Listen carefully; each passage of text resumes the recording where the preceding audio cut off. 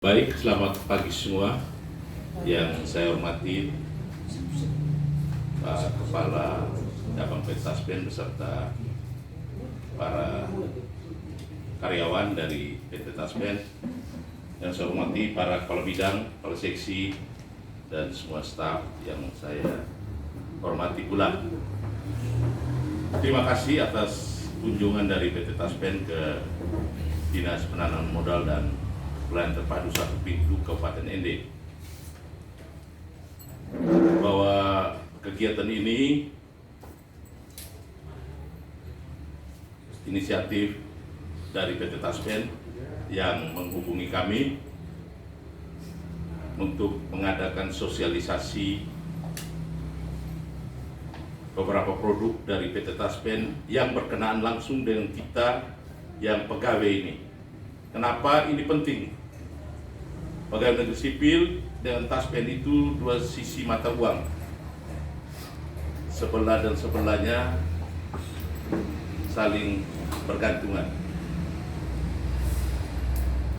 Kalau kita ngomong pegawai negeri sipil ASN dengan Taspen itu sejak kita ada NIR, sejak kita diangkat jadi CPNS, kita sudah langsung tahu tentang Taspen. Namun yang kita tahu masih terbatas, masih ada sekian banyak produk dari PT Taspen yang sangat bermanfaat untuk kita ASN ini. Kenapa tadi saya harus agak gas, saya minta maaf, karena memang ini penting. Jangan sampai ada kalimat di akhir setelah orang lain mendapatkan, kita tidak, dan kesalahannya dilimpahkan kepada pimpinan. Ini yang saya tidak setuju, tidak sependapat. Sehingga saya agak gas tadi, biar kita sama-sama dengar apa dan bagaimananya, kita simak bersama, manfaatnya bagi kita, yang berkenaan bisa kita ikut, yang kurang berkenan juga tidak mengapa. Namun kita harus ingat, urusan dengan Taspen ini urusan sampai kita mati. Setelah kita mati, lepas kita punya istri anak pun yang statusnya sudah berbeda, juga masih ada keterkaitan dengan PT Taspen. Sehingga hari ini sekali lagi saya ucapkan banyak terima kasih kepada bapak-bapak dari PT Taspen yang bersedia meluangkan waktu untuk memberikan 1-2 produk yang berguna bagi kami di Dinas Penanaman Modal ini. Terima kasih, saya berikan kesempatan yang seluas-luasnya kepada Bapak Ibu dari Bapak dari PT Taspen. Silakan.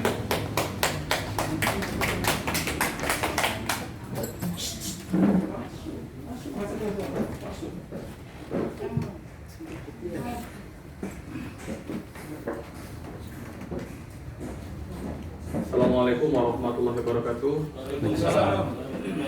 Selamat pagi, salam sejahtera bagi kita semua. Sebelumnya di sini saya memperkenalkan diri dulu. Saya Rofi Fari. Saya di sini merupakan pimpinan cabang yang baru dari PT Taspen. Jadi sebelumnya PT Taspen dipimpin oleh Pak Agus Junaidi. Beliau pensiun per September. Alhamdulillah saya diamanahkan di sini untuk memimpin PT Taspen mulai tanggal 1 September 2020. Seperti itu. Saya ucapkan terima kasih juga kepada yang terhormat Bapak Anesius Pato selaku pimpinan di Dinas Penanaman Modal dan Pelayanan Terpadu Satu Pintu, dan juga kepada jajaran pejabat dan juga karyawan terkait seperti itu. Jadi kami di sini dari PT Taspen, saya ditemani oleh Pak Theo. Pak Theo beliau adalah asmen saya terkait pelayanan pesertaan, dan juga Bapak Yora, yaitu beliau merupakan perwakilan dari supervisor dari anak perusahaan kami, yaitu Taspen Live, seperti itu. Jadi tujuan kami di sini adalah untuk mengenalkan terkait produk Taspen maupun produk anak perusahaan. Kenapa saya anggap kita perlu mengenalkan terkait produk Taspenan? Mengapa? Karena kalau yang saya lihat kan selama ini, jadi dari mulai Bapak Ibu sebagai ASN di sini sudah mulai aktif, itu kan kita mulai ada iuran, baik iuran untuk THT 3,2% maupun iuran pensiun 75, itu kan. Nah, iuran itu akan ibaratnya seperti terlupa lah, dan akan kita terima saat masa pensiun nanti. seperti itu. Nah, di sini kami mencoba memberikan memberikan informasi ya dari iuran upah ibu tersebut, kira-kira apa sih manfaatnya. Nah, karena sebenarnya dari iuran upah ibu tersebut tidak hanya nanti saat menjelang pensiun diterima, tetapi juga ada hak-hak Bapak Ibu yang akan diterima saat aktif nanti, seperti hak JKK maupun JKN, seperti itu. Untuk pertama mungkin saya akan jelaskan sedikit sekilas mengenai Petaspen. Jadi Petaspen berdiri di sini tanggal 17 April 63, merupakan BUMN yang diberikan amanah oleh pemerintah untuk mengelola jaminan sosial bagi ASN dan pejabat negara. Petaspen sekarang memegang 4 produk utama.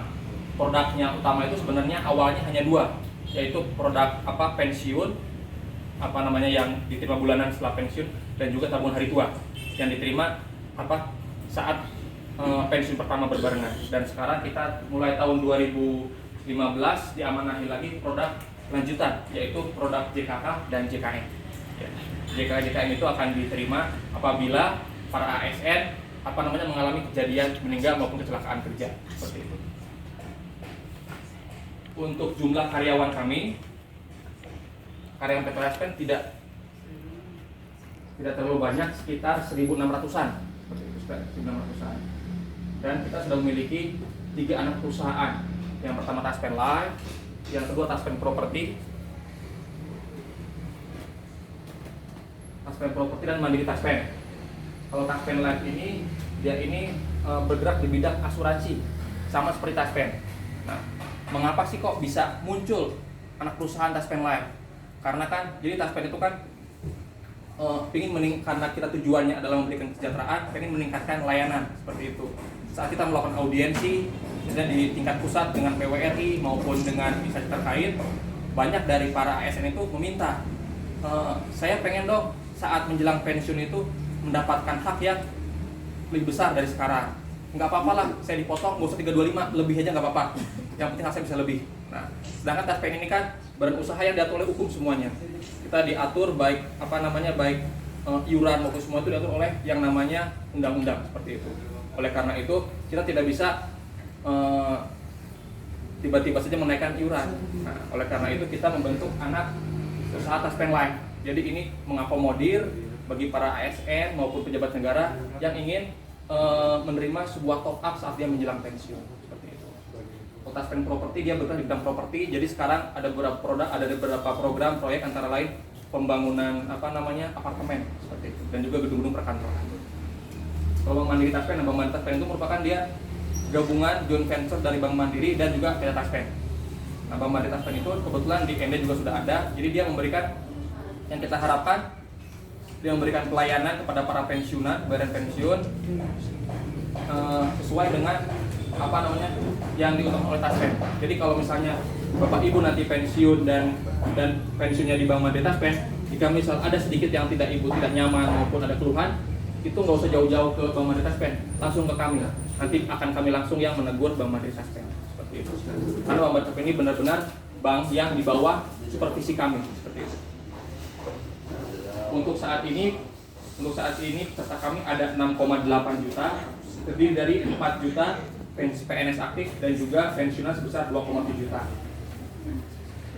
Nah, Petaspen saat ini memiliki 57 kantor cabang, ya, yang tersebar dari seluruh Indonesia sampai Merauke.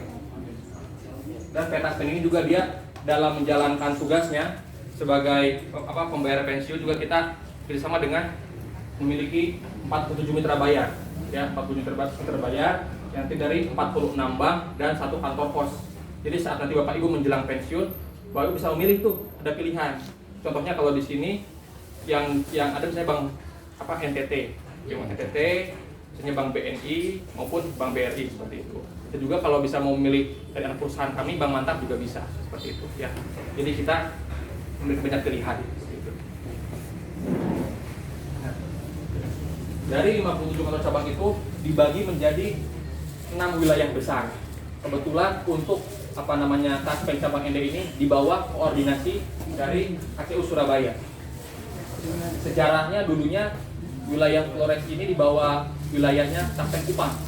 Semenjak 2016 dikarenakan cakupan wilayah yang sangat besar, cukup besar, jadi Taspen menghadap pemekaran dan didirikan Taspen ND 2011. Jadi niatnya untuk memudahkan dalam pemrosesan Taspenan. Ini visi misi Taspen ya, menjadi perusahaan jaminan sosial ASN bertanggung jawab nasional untuk kesejahteraan peserta dan mendukung pembangunan nasional. Misinya memberikan pelayanan melebihi ekspektasi berbasis teknologi. Ya, antara lain teknologi ini ya kita kan sekarang jadi sudah kerjasama host to host dengan Disduk Capil, dengan BKD dan juga instansi lain, sehingga untuk prosesan pensiun pun sudah lebih mudah.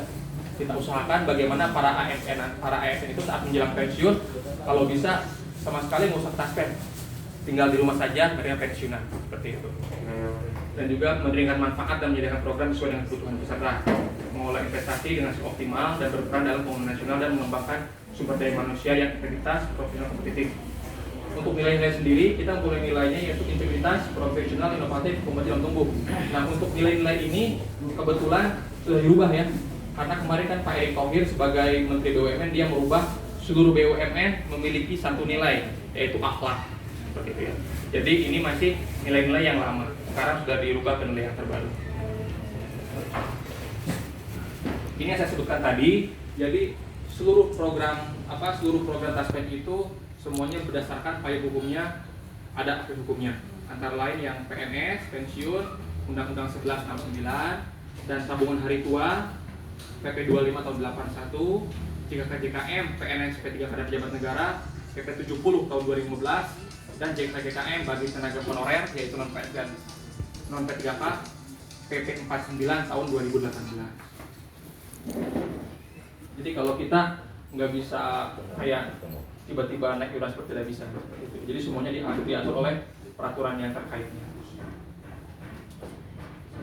Nah, tadi saya infokan kan, kalau secara normalnya kapan sih para peserta PNS itu atau ASN mendapatkan hak? Normalnya saat menjelang pensiun. Jadi saat itu menjelang pensiun, tanggal 1, misalnya 1 Desember ibu pensiun, dia mendapatkan 2 hak utama. Yang pertama tabungan hari tua, ya, yang jumlahnya cukup besar. Yang kedua hak pensiun pertama. Kalau tabungan hari tua itu diterima hanya sekali saja saat menjelang pensiun, saat pensiun pertama. Kalau hak pensiun itu dia diterima rutin bulanan. Jadi kalau THT pertama dapat, nah itu sekali, dengan pensiun bulanan rutin dia dapat. Nah, kalau bulanan itu kalau nggak salah kisarannya ada hitung-hitungannya dengan jumlah maksimal 75% dari gaji pokok, ya seperti itu. Ya. Nanti Pak Theo ini yang akan lebih jelas menjelaskan seperti itu. Ya. Tetapi meskipun dia mendapatkan haknya di akhir, jika para ASN ini juga tiba-tiba di pertengahan terdapat kejadian ya, misalnya kejadian pensiun dini ataupun meninggal ataupun keluar, ada hak yang menyertainya. Misalnya saat dia meninggal, nah dari THT itu ada hak lain yaitu hak askem, asuransi kematian. Itu pun juga ada hitung-hitungannya seperti itu. Dan juga kebetulan karena kita udah ada program yang lain yaitu program JKK-JKM, selain hak askem pun juga ada lagi hak yang lain yaitu kalau meninggalnya normal namanya hak JKM, jaminan kematian. Kalau meninggalnya dikarenakan tewas saat menjalankan tugas, ada hak yang menyertainya lagi bukan JKM tapi jaminan kecelakaan kerja.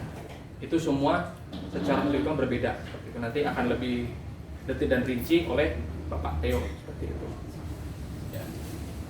Nah, jadi kami pastikan dari awal Bapak Ibu mendapatkan mungkin NIP sampai akhir, bahkan bukan menurut saya nih, meskipun ini meninggal ya, saya meninggal.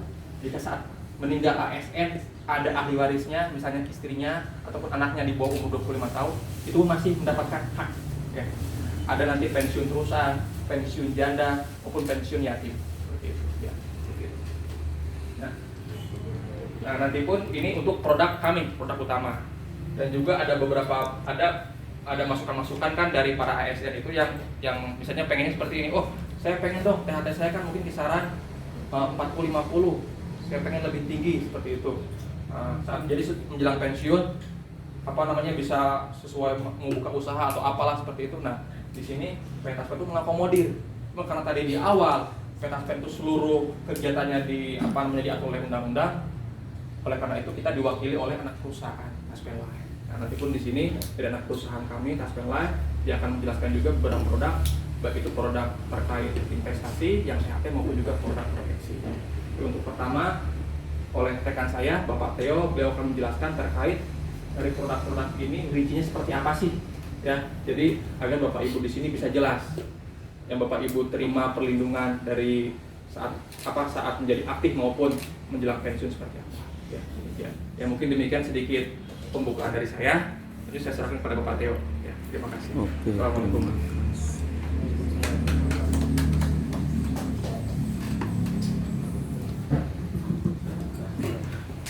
Baik, terima kasih atas waktu dan kesempatan yang diberikan.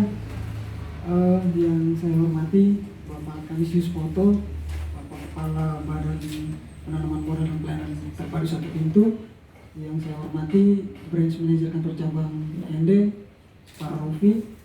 Yang saya hormati Bapak Ibu rekan-rekan ASN di Kantor Badan Penanaman Modal dan Pelayanan Terpadu Satu Pintu. Selamat pagi semuanya. Pagi. Salam sehat. Perkenalkan, nama saya Theo. Saya di kantor cabang IND dipercaya sebagai asisten manajer bagian layanan kepesertaan. Jadi nanti Bapak Ibu sekalian yang semua peserta Taspen yang akan berurusan dengan Taspen paling kurang lebihnya akan berhadapan dengan atau bertemu dengan kami di layanan kepesertaan.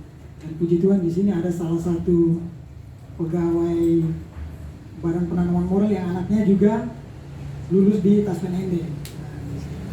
Jadi mungkin segala urusan mungkin nanti bisa juga berkonsultasi dengan beliau juga, karena putri ND ini juga langsung di bawah seksi layanan kepesertaan. Ya, dan itu beliau juga lulus di tahun 2019 dan 2020 mulai melaksanakan tugas. Saya langsung saja mohon maaf, saya mohon izin Bapak dan Ibu sekalian, saya mohon izin untuk langsung ke materi tentang keempat program yang dikelola oleh PT Taspen Persero yang harus diketahui oleh Bapak Ibu sekalian terkait dengan hak dan kewajibannya apa. Karena Bapak Ibu sekalian sebagai ASN, pemerintah telah menyediakan regulasi dan jaminan terkait semasa aktifnya maupun nanti setelah pensiun. Nah, seperti yang dijelaskan di awal tadi oleh Pak Rofi, bahwa Taspen mengelola 4 program tadi. Yang pertama itu nanti kita masuk ke program yang namanya program tabungan hari tua. Mungkin Bapak Ibu sekalian yang senior-senior kami yang diangkat di bawah 1 Januari 2015, 1 Juli 2015 itu sudah lebih paham tentang, sudah pernah dengar tentang program tabungan hari tua dan pensiun. Nah, di tahun 2015 kemarin ada program yang namanya jaminan kecelakaan kerja dan jaminan kematian. Untuk program tabungan hari tua ini, itu merupakan program asuransi. Dia terdiri dari asuransi diguna yang dikaitkan dengan usia pensiun, ditambah dengan asuransi kematian. Jadi Bapak Ibu sekalian melakukan pembayaran premi sejak diangkat sebagai CPNS untuk program tabungan hari tua sebesar 3,25% dari gaji pokok dan tunjangan keluarga. Itu sejak gaji pertama kalinya dibayarkan sudah masuk sebagai peserta program tabungan hari tua. Nah, pesertanya siapa saja dari program tabungan hari tua ini? Otomatis Bapak Ibu sebagai PNS, ASN sejak diangkat sebagai calon pegawai negeri sipil sampai dengan berhenti di batas usia pensiun itu masuk sebagai peserta program tabungan hari tua. Itu PNS, P3K nantinya, kemudian pejabat negara. P3K kemarin sudah ada PP 59 tahun 2020 kemarin sudah ada, itu mudah-mudahan nanti mereka setelah ada SK mereka sudah bisa diikutkan di program jaminan kecelakaan kerja, jaminan kematian, dan jaminan hari tua. Nah, sebagai peserta program tabungan hari tua, kewajibannya tadi sudah membayarkan iuran sebesar 3,25% dari gaji bulanan setiap hari. Ini iuran wajib namanya, iuran wajib pegawai. Haknya apa saja? Yang pertama itu manfaat bagi peserta pada saat pensiun berupa tabungan hari tua tadi. Berupa tabungan hari tua. Kemudian yang kedua, manfaat apabila yang bersangkutan dalam perjalanan mengalami kejadian meninggal dunia. Itu juga ada manfaat tabungan hari tuanya. Kemudian apabila peserta keluar di sini bukan hanya keluar yang diberhentikan dengan hormat tanpa hak pensiun. Yang mohon maaf diberhentikan dengan tidak hormat tanpa hak pensiun pun sepanjang beliau-beliau itu sudah pernah melakukan pembayaran premi, sudah pernah dipotong iurannya, wajib untuk dikembalikan iurannya. Namanya pengembalian iuran kalau di Taspen, manfaat nilai tunai namanya. Jadi mungkin Bapak Ibu sekalian punya teman-teman atau saudara-saudara kita yang sampai hari ini mereka mungkin diberhentikan karena sesuatu hal, tetapi belum pernah mengajukan klaim. Mohon diinformasikan untuk bisa segera mengajukan klaim, karena program tabungan hari tua ini tidak ada manfaat kadaluarsanya. Artinya meskipun dia diberhentikan di tahun 2010 di bawah itu, tetapi dia baru tahu bahwa saya ternyata masih punya hak di Taspen, boleh saya klaim? Boleh. Kenapa tidak boleh? Namun dengan menggunakan perhitungan pada saat kejadian, pada saat beliau-beliau itu perlu diberhentikan. Nah, kemudian selain dia memiliki manfaat sebagai tabungan hari tua tadi, dia juga memiliki manfaat asuransi kematian, program tabungan hari tua ini. Asuransi kematian ini atas peserta sendiri meninggal dunia, istri atau suami peserta meninggal dunia, dan anak peserta meninggal dunia. Nah, asuransi kematian ini diberikan pada saat semasa aktif maupun setelah pensiun. Jadi semasa aktif kalau si peserta meninggal dunia, itu namanya di Taspen dikenal peserta meninggal aktif. Itu kita bayarkan tabungan hari tua dari program THT ini, sekaligus manfaat dui gunanya, asuransi kematian 2 dia terima. Nah, untuk istri atau suami peserta meninggal dunia, baik semasa aktif maupun setelah pensiun, sepanjang dia didaftarkan semasa aktifnya, dibayarkan tunjangannya, itu ada manfaatnya yang namanya asuransi kematian apabila si istri atau suaminya itu meninggal dunia. Dan untuk asuransi kematian istri atau suami meninggal dunia ini sifatnya tidak tak terbatas. Artinya apa Bapak Ibu sekalian? Artinya kalau si ASN dia berkeluarga, menikah, kemudian mendaftarkan istrinya ke instansinya dalam perjalanan, tunjangannya dibayarkan dalam perjalanan istrinya meninggal. Maaf, istrinya meninggal, dia berhak mengajukan klaim asuransi kematian istri pertama kali. Kemudian dalam perjalanan, misalnya yang beliau ini mungkin masih muda, masih oke, ketemu lagi dengan, iya, nikah lagi Bapak. Nikah lagi, dia daftar lagi, kemudian tunjangan keluarganya dibayarkan lagi. Dalam perjalanan, mohon maaf, musibah lagi, meninggal lagi istrinya, dia klaim lagi. Jadi sifatnya tidak tak terbatas, sepanjang dia menikah kembali kemudian didaftarkan tunjangannya, Taspen akan bayarkan. Gitu. Jadi untuk istri, asuransi kematian istri atau suami, sepanjang dia didaftarkan dibayarkan tunjangannya, bersifat tidak tak terbatas. Kemudian untuk anak-anak, untuk asuransi kematian anak itu maksimal 3 kali kejadian. Di sini 3 kali peristiwa ya di sini.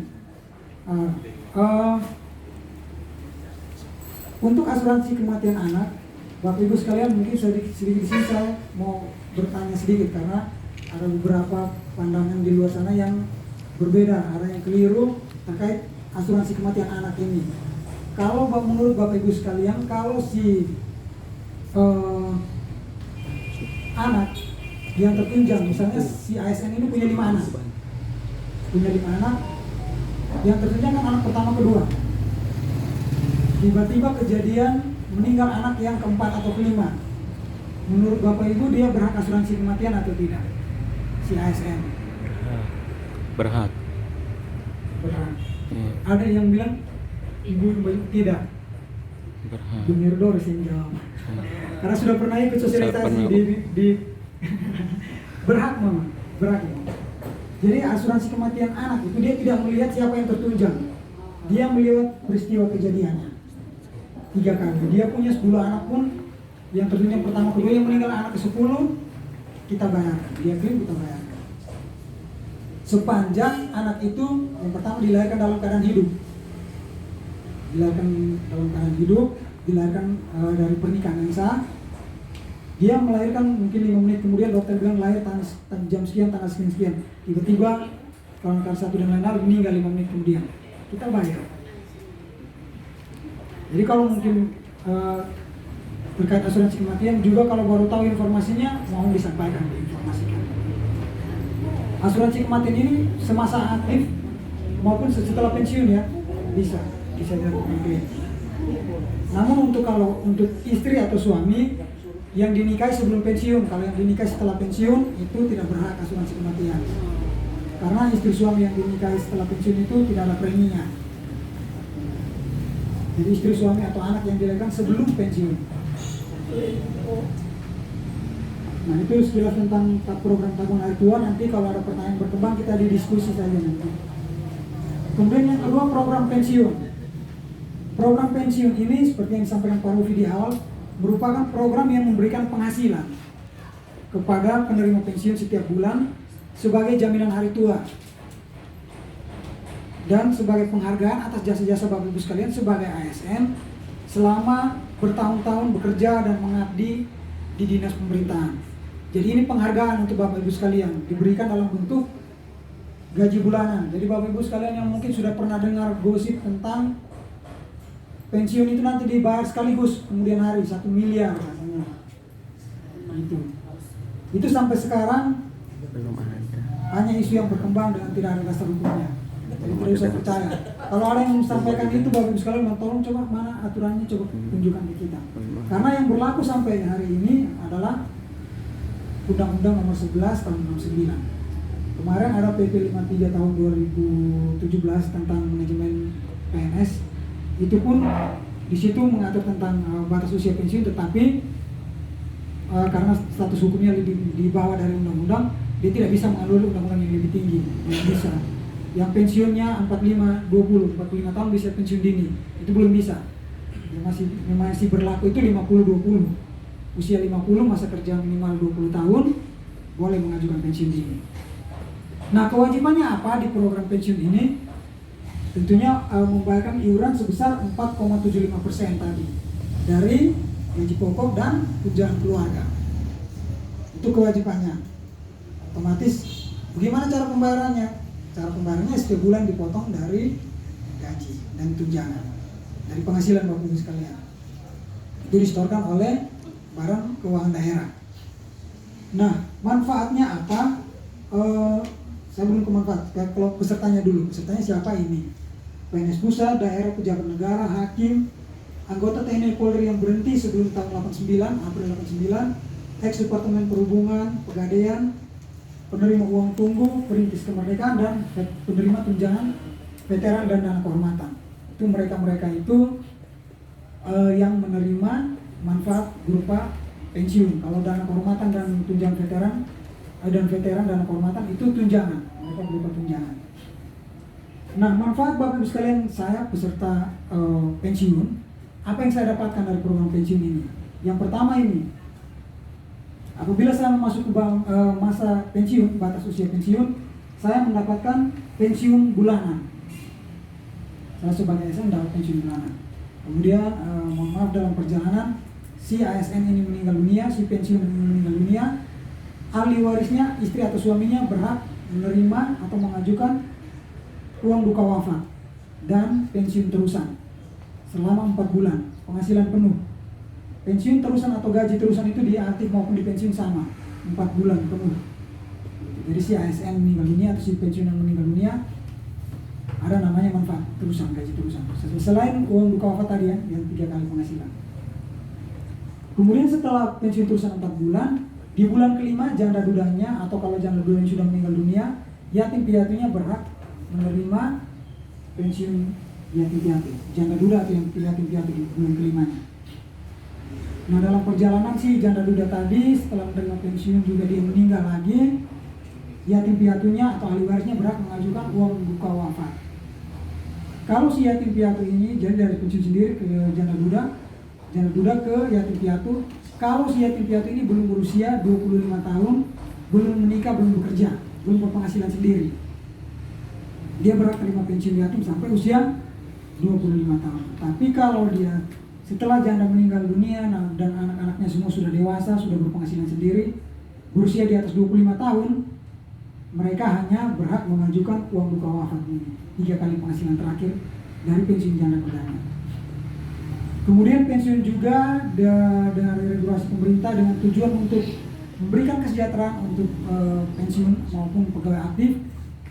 Itu setiap tahun, mudah-mudahan tahun-tahun berikutnya juga ada diberikan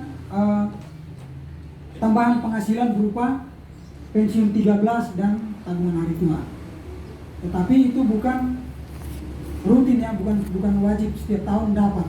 Itu diberikan apabila ada peraturan pemerintah. Kalau ada peraturan pemerintahnya, Taspen sebagai pelaksana regulator dari pemerintah, kita membayarkan sesuai dengan instruksi.